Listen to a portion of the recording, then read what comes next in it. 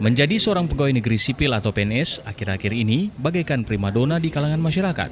Untuk jadi PNS, warga biasanya harus melewati berbagai tahapan seleksi yang telah ditentukan. Namun tak sedikit juga oknum tak bertanggung jawab ikut memanfaatkan kesempatan ini sebagai calo atau perantara. Baru-baru ini seorang warga di Gorontalo justru dihadapkan nasib tidak beruntung setelah menjadi korban penipuan calo CPNS. Alih-alih jadi PNS, korban justru harus kehilangan uang hingga 150 juta rupiah.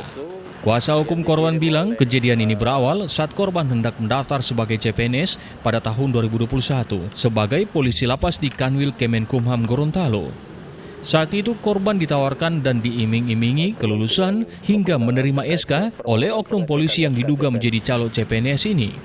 Karena merasa dirugikan, kasus ini pun kini telah dilaporkan ke Mapolda Gorontalo dan gugatan ke Pengadilan Negeri Gorontalo. Setelah ketemu, EP meminta imbalan sejumlah 150 juta dengan meluluskan anak dari klien saya tadi. Dalam berproses, EP mengirim SK 80, SK CPNS 80 melalui via WA kepada klien saya, dan klien saya merasa yakin bahwa memang benar anaknya itu telah lulus menjadi CPNS. Hingga sampai di 2024 kemarin, bulan Desember, klien saya terus menanyakan terkait SK 100% PNS ini.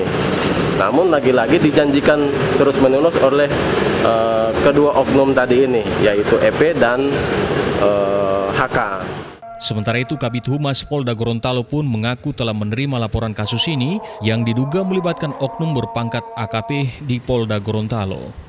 Apabila ada keterlibatan dari personil Polda Gorontalo, ya kita akan berkoordinasi dengan jajaran Propam tentunya.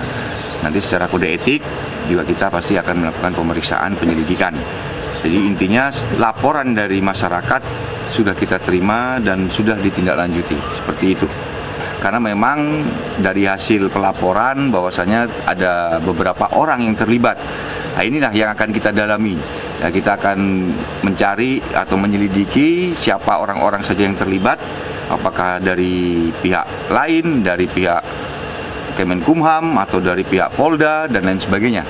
Nah, di dalam ranah penyelidikan itu ya. Menyikapi dugaan kasus ini, Kanwil Kemenkumham Gorontalo pun turut angkat bicara hingga menegaskan korban benar-benar tidak terdaftar sebagai pegawai PNS tahun anggaran 2021 silam. Kris Kamisma, Kompas TV, Gorontalo.